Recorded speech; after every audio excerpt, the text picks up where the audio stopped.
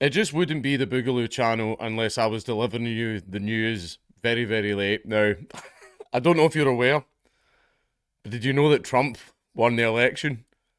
Donald Trump won the election, right? And the reason I'm so late on it is I was down in London all last week, and then I had my kids for ages after that, and I don't do work. I play with my kids. Fun time is fun time, right? But that's why I'm only just doing this like now. Also, I've been keeping an eye on my crypto. God damn, thank you very much, Trump. But anyway, I decided to choose this article from The Guardian just because I thought it was very succinct. Everybody was just like, yeah, he's won, whatever, and all that. But this one I just think is quite funny. But before I get into the article, I just want to point out I did not expect this to happen. I was very, very black pilled. I was doomer pilled. I was like, they're going to cheat again. They're going to cheat again. And given the results of this election where 20 million voters just kind of disappeared, kind of looking very likely that they actually did. But I did not expect this. But I mean, the popular vote as well. He won the popular vote as well. Everyone decided we want rid of this old geriatric that can't form a sentence. The cost of living's going up, inflation's going up. There's stuff kicking off in the Middle East and Ukraine and Israel, everywhere else. We're sick of it. We're done. Bring back the funny orange man. And he hath returned to us if they don't kill him before he's sworn back in. But yeah, I was not expecting that.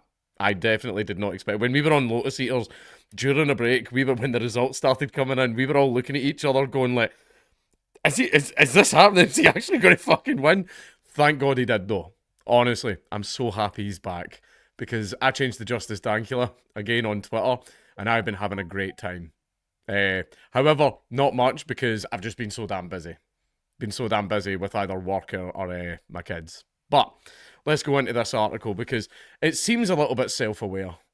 Maybe it is, don't know yet, but let's have a look. From Trump's victory, a simple, inescapable message. Many people despise the left. And for very, very good reason, I think. The tumult of social media and right wing propaganda. That's right, it was the right wing propaganda that did it, not literally your own actions and all of the things that you do and say. But anyway, has successfully cast progressives as one judgmental woke mass. Well, you are called the hive mind for a reason. There is no need to pick only a few of the many explanations of Donald Trump's political comeback. Most of the endless reasons we have heard over the past 5 days ring true. Inflation, yes. Incumbency, a flimsy Democratic campaign, which is true because Kamala's biggest fucking point was, I'm not Trump. Like that was it. That was her campaign. That literally was it. White Americans' seemingly eternal issues with race, yeah. Yeah, it's the whites that have got a real big problem.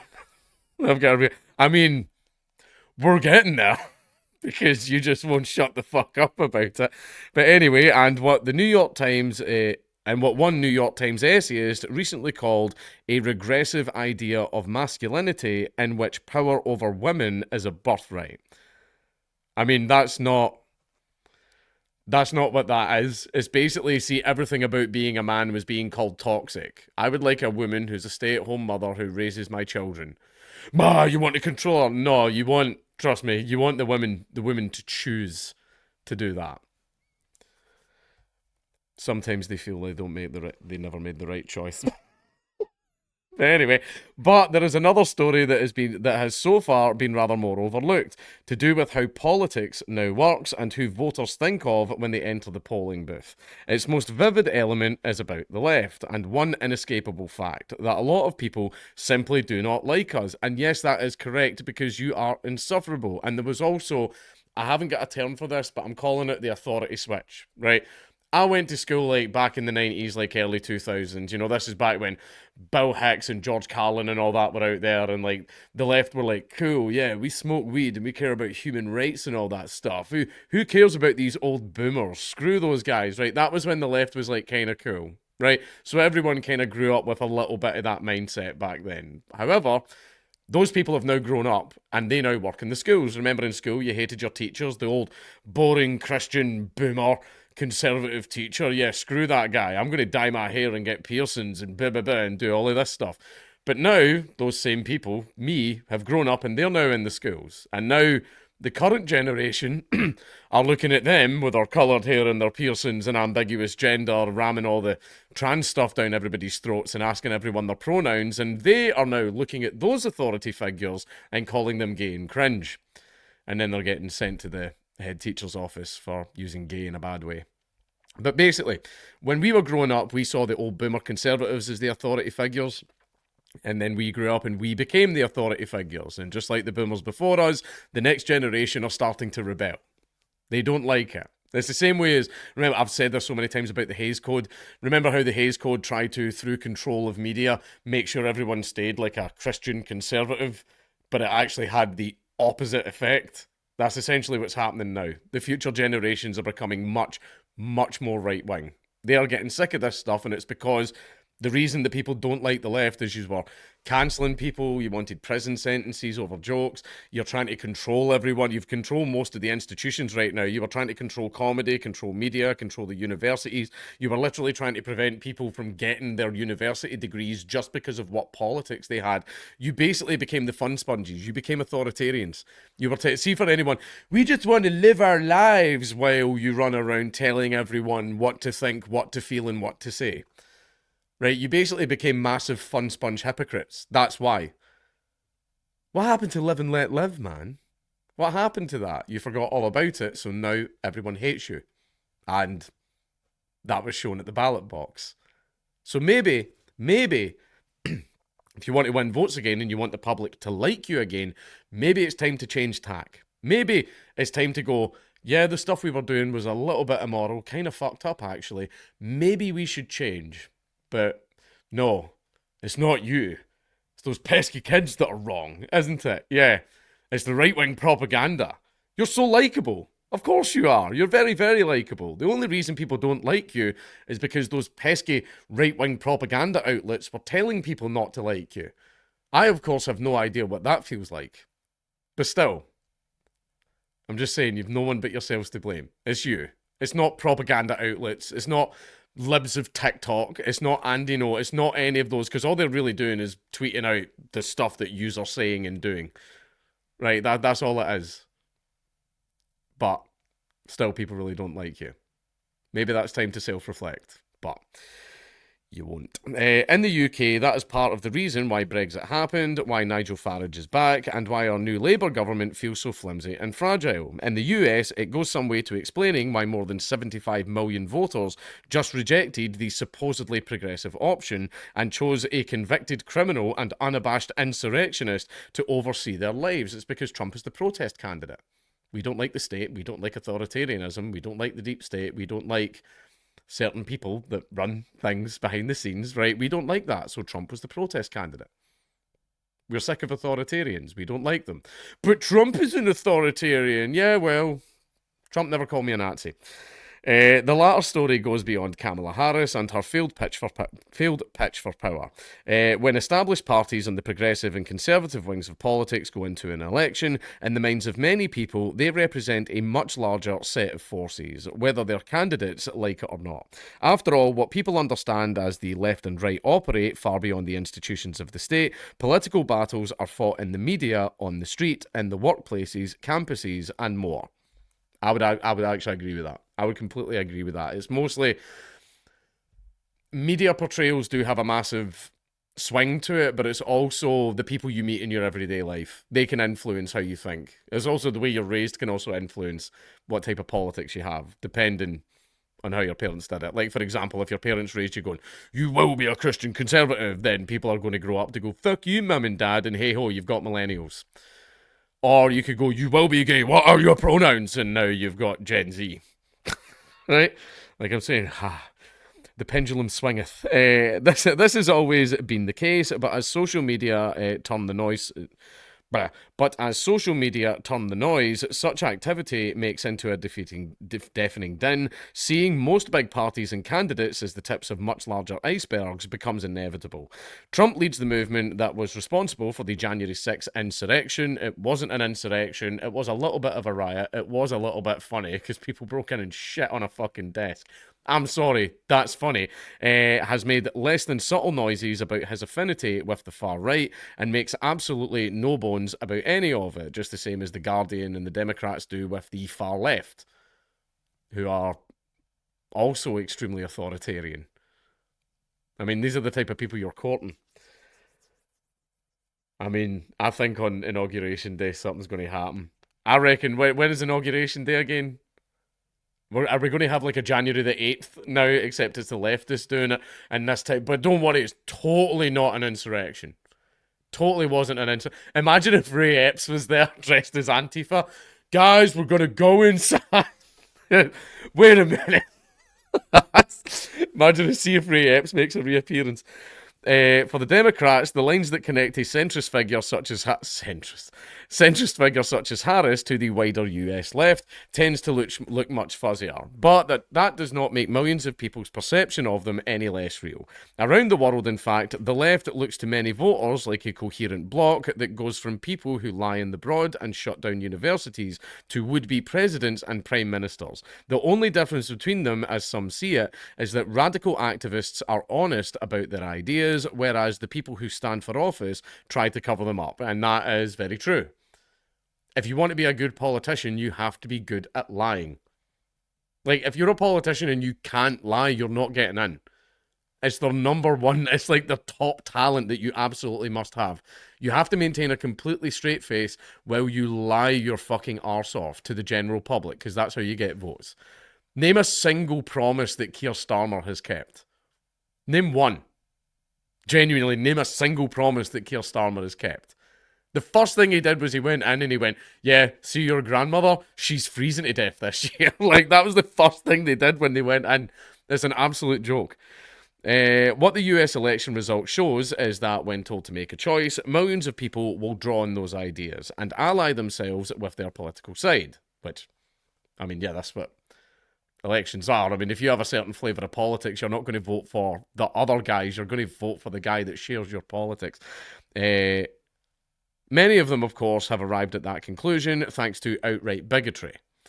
But given the remarkable spread of votes for Trump into Latino and black parts of the electorate, another funny thing, by the way, is a lot of Democrats were actually talking about calling ICE on their undocumented neighbours for voting for Trump.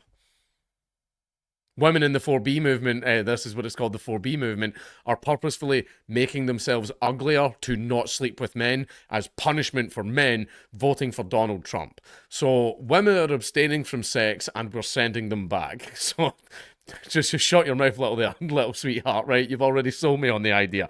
But anyway, in states considered loyal to Democratic heartlands from California to New Jersey, that hardly explains the entirety of his win. What it highlights is something that many American, British, and European people have known for the past 15 years at least, that the left is now alienating huge chunks of its old base of support, which, yes, it has been doing. Have you noticed that very, very rarely do you see nowadays people leave the right and go to the left? It's the other way around. Maybe I'm a little bit wrong on that, but people seem to have much more success coming from the left and into the right because the right, weirdly enough, considering we're all racists and xenophobes, are quite open-armed about welcoming people in, whereas the left will say, no, you can't be in the club because 15 years ago you made a rape joke on MySpace. Like, that's what they do. Basically, you have to be completely squeaky clean and have done nothing but sit and eat crackers and stare at a wall for the last 20 years. Otherwise, you're not allowed in. And they'll always find something wrong with you, something problematic and all that. So they've been spending a lot of time kicking people out. They alienate people, and then the only place for them to go is the right wing. And the right wing are very accepting of people, whereas the left wing are not. And it has helped us massively, as you can see. That story has deep roots, partly bound up with the decline of political loyalties based around class. Compared with 2008, 2024's Democratic coalition was skewed towards the higher end of the income range, whereas Trump's tilted... I need to stop doing these late at night. Whereas Trump's tilted in the other direction. The same kind of fracturing now seems to be affecting many ethnically based political loyalties, as Trump well knows there are now large numbers of voters from minorities and immigrant backgrounds who largely accept right-wing ideas about immigration. Those are probably the guys that went through and did it properly, and they now have a social security number and they're paying taxes and stuff like that. And then they've went these tax things. They keep getting higher. Why? Illegal immigrants. Right, and so basically they want rid of them. Because, yeah, okay, it might be pulling the ladder up from behind you a little bit, but more power to you. That is partly because modern economies create such a desperate competition for rewards. I mean, yeah, economies are overregulated, and see when you absolutely pump the system with low-cost, cheap labour, that makes it very, very competitive to get any job whatsoever, and any job you get will be minimum wage. Because see, if you've got a pool of a few million unskilled labourers to choose from, you're going to find someone in there that's going to work for $3 an hour. You'll find them. You will. Because that's what happens when you've got such a big pool. Like, for example, I've got a mate who does deep sea oil drilling.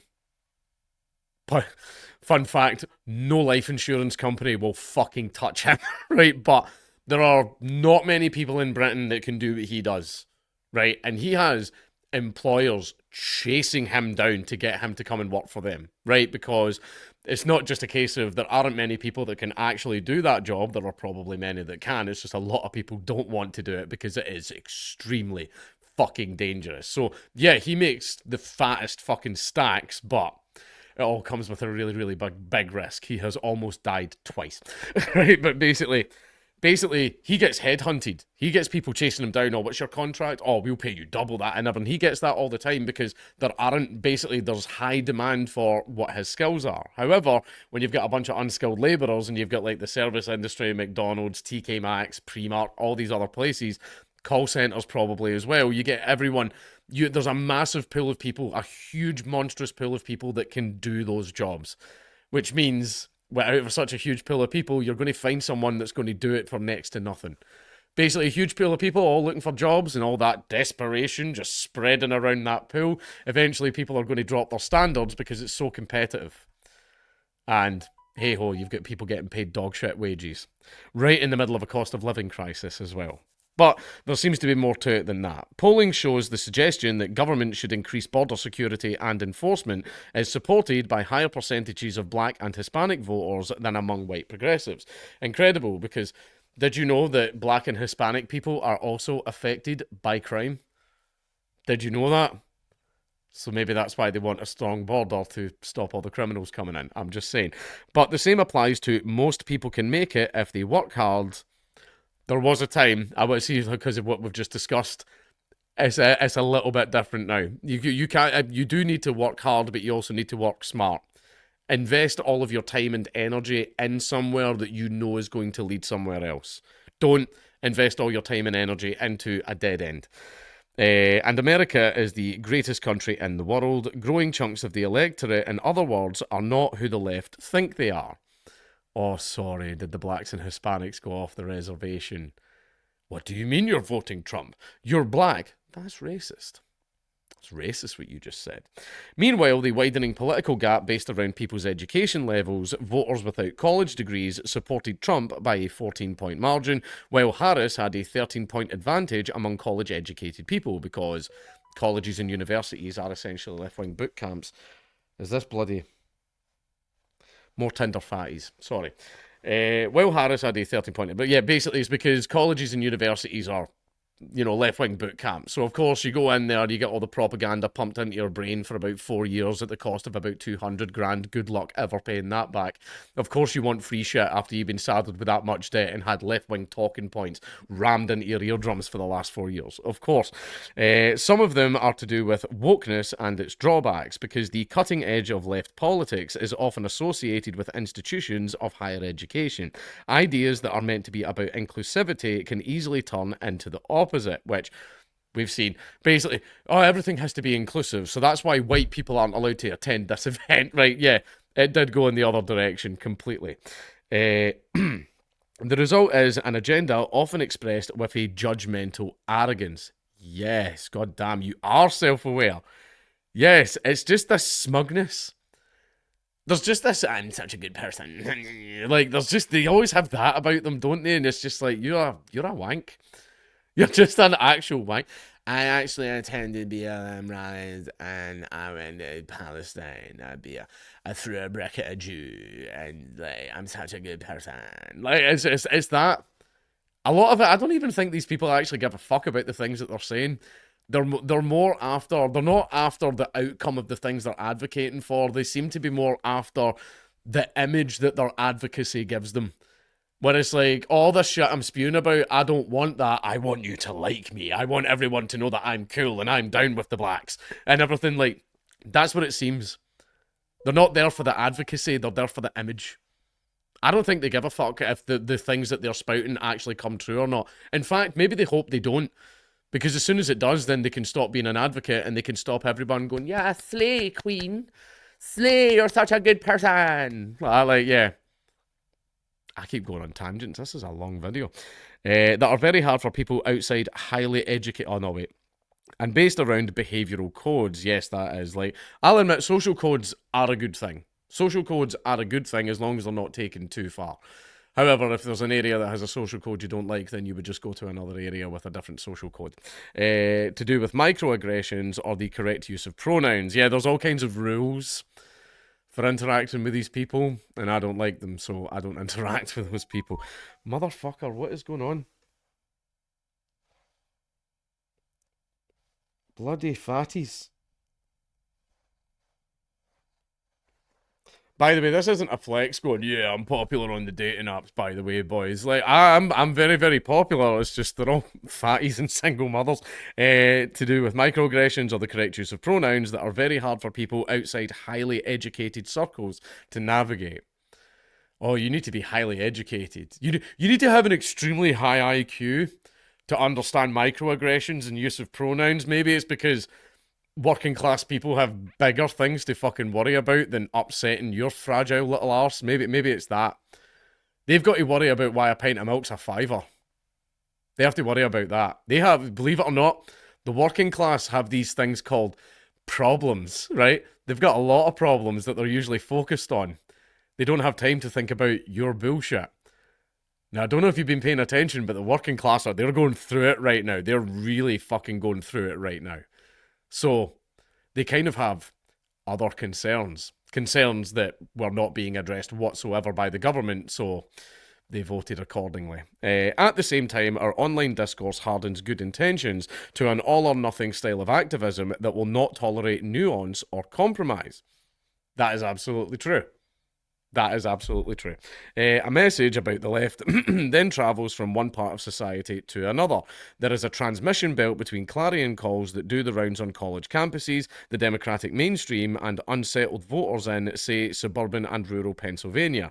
And the right can therefore make hay, as evidenced by a Trump ad that was crass and cruel, but grimly effective.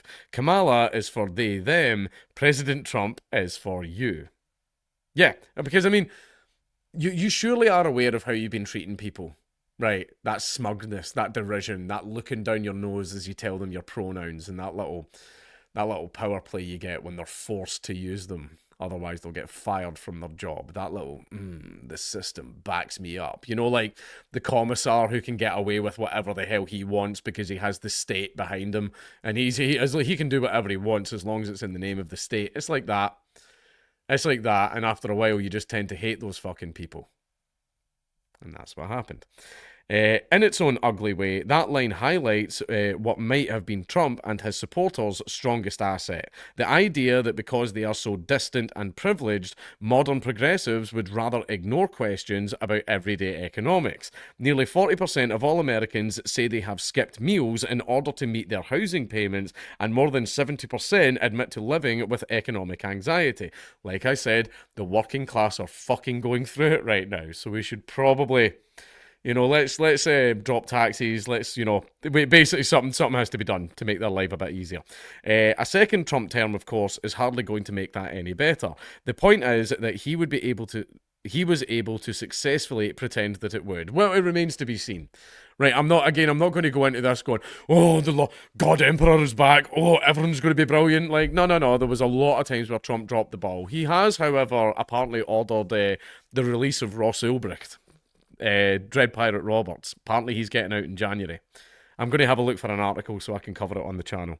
That then opened the way for something even more jaw-dropping. Trump's sudden claim to be a great unifier. Something implicitly contrasted with progressives' habit of separating people into demographic islands, which they do. It takes an almost evil level of chutzpah, that's the one, to flip from his hate and nastiness to a new message of love for most Americans, but consider what he said about his coalition of voters. They came from all quarters: union, non-union, African American, Hispanic American, Asian American, Arab American, Muslim American. We had everybody, and it was beautiful. That is the increasingly familiar sound of populist tanks being parked on the left's lawn. None of this is meant to imply. I still love how populism is seen as a dirty word. Caring about the cares of the common man. You know, the government's job. I love elitists just really show their true face when the common people. Brother, the poors. Man, like, I love how on the left, here's another thing that you should point out, mate. The fact that everyone on the left thinks populism is a dirty word. Caring about the cares of the common man is not a dirty word. In fact, if the state is to exist at all, that should be its only function. Right? It's just, populism is not a dirty word. Populism wins elections, as you've just seen.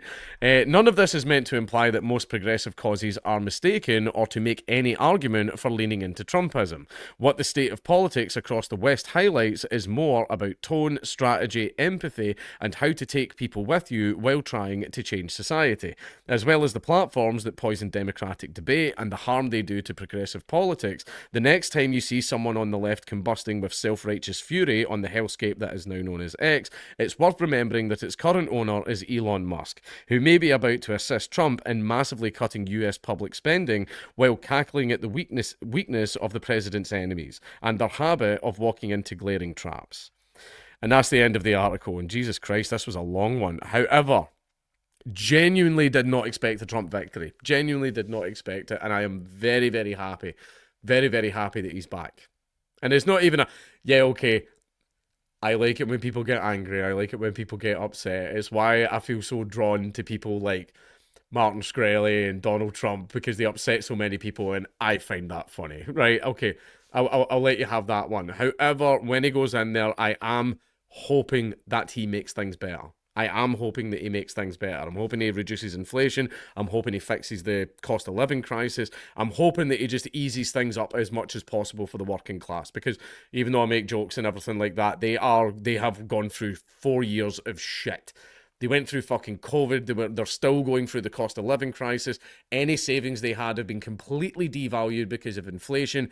Groceries are like quadruple the cost that they were 4 years ago. Shit is fucking hard. Shit is very, very difficult for fucking everyone right now. So I am hoping that when he goes in there, he does a good job. I said the same thing about Biden. Yeah, I was salty that Biden won, but I did say, however, I want him to do good. I want him to do well. He absolutely fucking did not. So that comment aged like milk, but let's hope that this one doesn't. I hope that Trump does well. I hope it's not just a case of him going in and annoying everyone and funny memes and banter. I mean, I do hope there is a lot of that. However, I do genuinely want him to do well. I do want him to make the working classes' lives a little bit easier, and I do want him to make America great again.